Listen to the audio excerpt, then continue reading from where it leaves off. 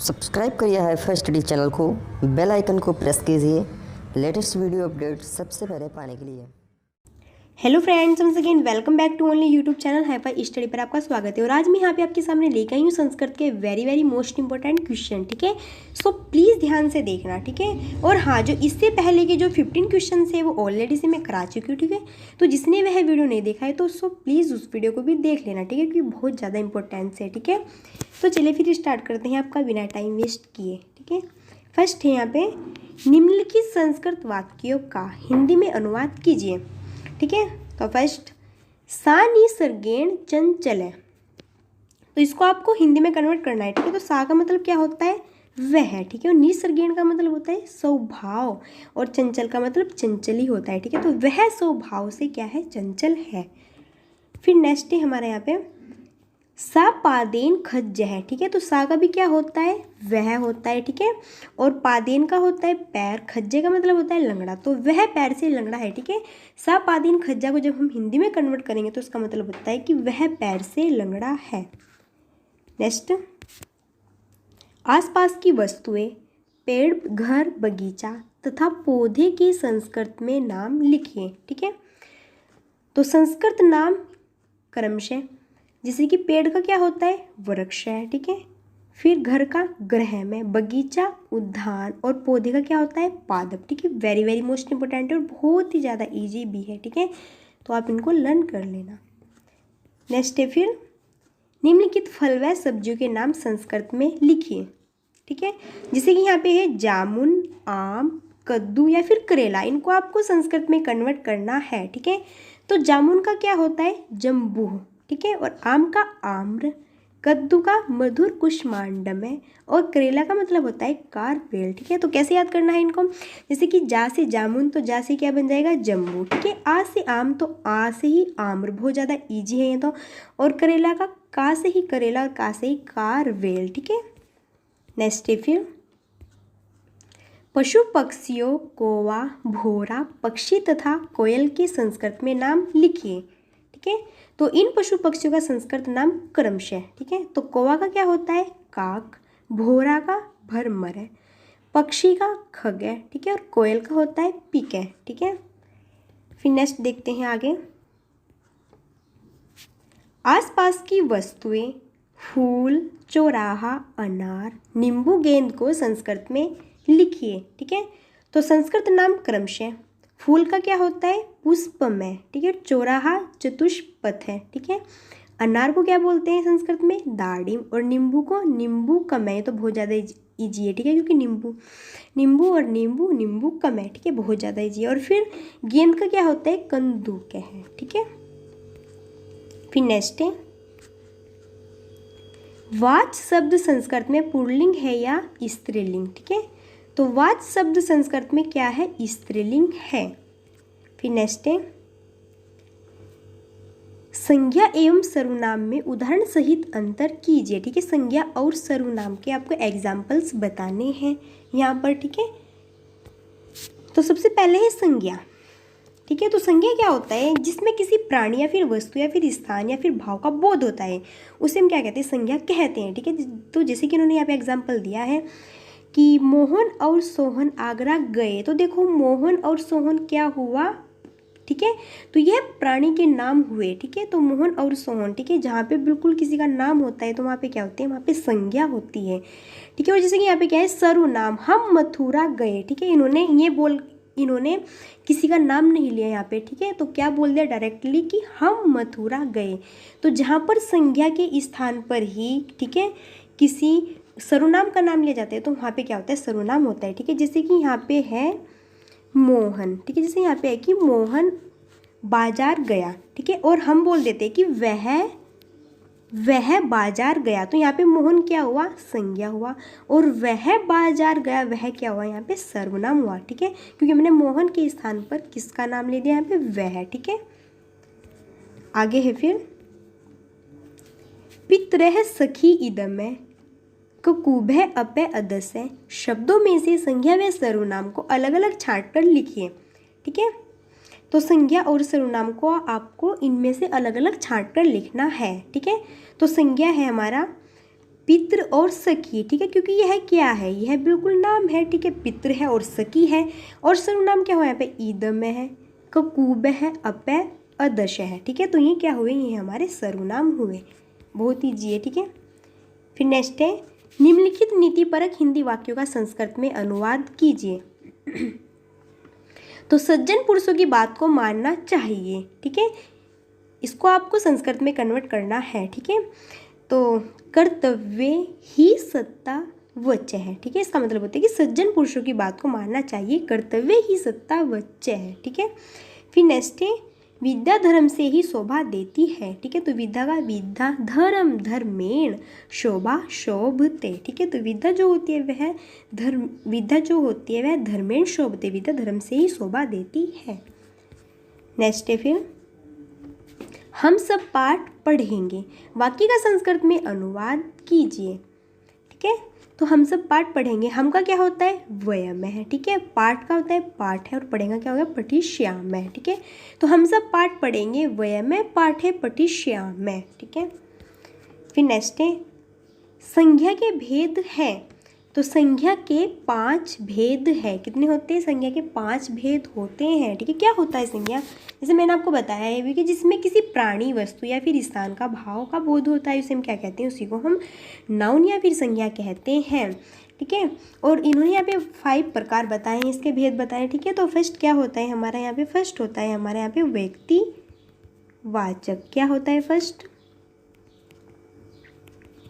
First होता है हमारे यहाँ पे व्यक्तिवाचक, ठीक है। क्या होता है व्यक्तिवाचक संज्ञा, जो शब्द किसी विशेष प्राणी, वस्तु या स्थान के भाव को बोध कराता हो, ठीक है, तो वह क्या कहलाते हैं, वह हमारा व्यक्तिवाचक संज्ञा कहलाते हैं, ठीक है। जैसे कि भगत सिंह, पहाड़ या फिर जेल, ठीक है, ये इसके एग्जाम्पल्स है, ठीक है। और नेक्स्ट है हमारे यहाँ पे सेकंड, जातिवाचक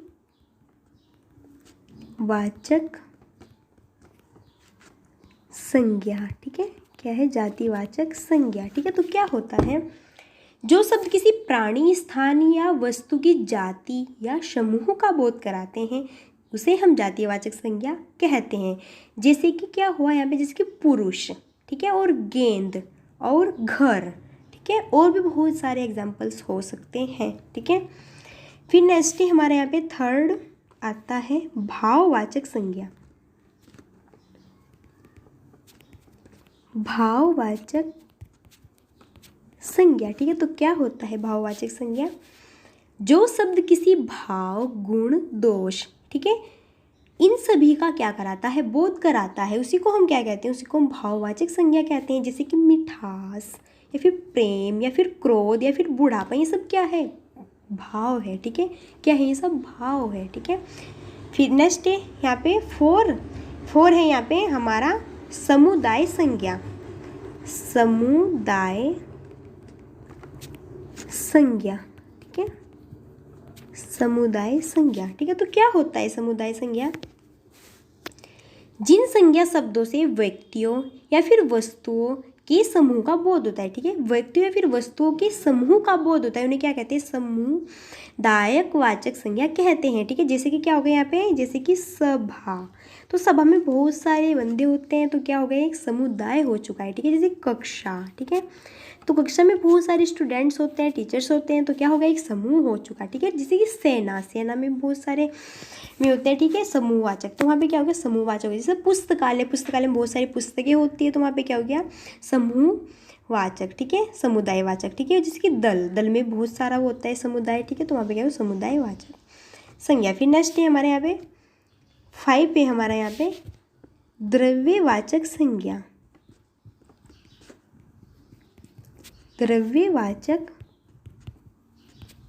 संज्ञा, ठीक है। तो क्या होता है द्रव्यवाचक संज्ञा, द्रव्यवाचक संज्ञा होता है जिन संज्ञा शब्दों से किसी धातु, द्रव्य या फिर पदार्थों का बोध हो, उन्हें हम क्या कहते हैं, द्रव्यवाचक संज्ञा कहा जाता है। जैसे कि यहाँ पे घी, क्या हो गया, जैसे कि घी या फिर तेल, है ना, या फिर ले लेते हो आप जैसे कि सोना, ठीक है, चांदी, पीतल, चावल, गेहूं, कोयला, लोहा, जो भी है सब ये क्या होते हैं, ये हमारे द्रव्यवाचक संज्ञा कहलाते हैं, ठीक है। पूछ लिया जाता है, बिल्कुल एग्जाम्स में पूछ लिया जाता है कि जैसे कि एग्जाम्पल आपको दे दिया यहाँ पे कि तेल, सभा, प्रेम, गेंद, इनमें से आपको पूछ लिया कि द्रव्यवाचक कौन सा है, तो द्रव्यवाचक कौन सा होगा इनमें, तेल होगा, ठीक है, क्या होगा, तेल। तो ऐसे ही क्वेश्चंस बनते हैं। फिर आगे नेक्स्ट देखते हैं यहाँ पे, चलो। संस्कृत में 4 पशुओं के नाम लिखिए, ठीक है। तो अजा, कुक्कुर, गो, सिंह, अश्व, ठीक है, 4 पशुओं के नाम है संस्कृत में, ठीक है। फिर नेक्स्ट है, निम्नलिखित शब्दों में से किन्हीं 6 शब्दों के संस्कृत नाम लिखिए, ठीक है। तो घोड़ा, कुत्ता, हिरन, बकरी, कोयल या फिर चिड़िया, पेड़, तरबूज, लड्डू या फिर अनार, ठीक है। तो यहाँ पे देखते हैं, इनको संस्कृत में कन्वर्ट करना है, ठीक है। तो घोड़ा क्या होता है, घोड़े को बोलते हैं संस्कृत में अश्व, ठीक है। हिरन मृग है, ठीक है। कोयल कोकिला, पेड़ वृक्ष है, लड्डू मोदक, ठीक है। फिर नेक्स्ट यहाँ पे जैसे कुत्ता, तो उसको क्या बोलते हैं, कुक्कुर है, ठीक है। बकरी अजहा, चिड़िया चटक है, तरबूज कालिंदम है, अनार दाड़िम, ठीक है।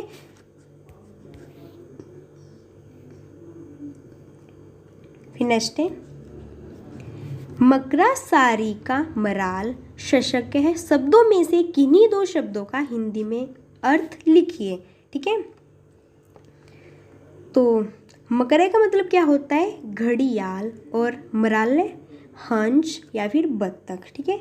और सारिका मैना, और शशक खरगोश, ठीक है, याद कर लेना ये आप लोग। फिर नेक्स्ट यहाँ पे देखते हैं, नेक्स्ट, निम्नलिखित शब्दों में से पुल्लिंग, स्त्रीलिंग और नपुंसकलिंग शब्दों की अलग अलग सूची बनाइए, ठीक है। यहाँ पे दिया हुआ है कि हिमालय, सागर, राजन, गंगा नदी, वधु, फलमय, पुस्तक में, सौंदर्य में, ठीक है। तो सबसे पहले क्या बताना है, यहाँ पे आपको पुल्लिंग बताना है। सबसे फर्स्ट जो स्टेज होगी हमारी क्या होगी, पुल्लिंग है, ठीक है। तो पुल्लिंग को हम क्या करेंगे, पुल्लिंग इसमें से छांटेंगे, ठीक है। तो पुल्लिंग शब्द क्या होगा, पुल्लिंग शब्द होगा यहाँ पे हिमालय, बिल्कुल क्लियर है, और सागर, ठीक है, और राजन, ये क्या है, हमारे पुल्लिंग शब्द है।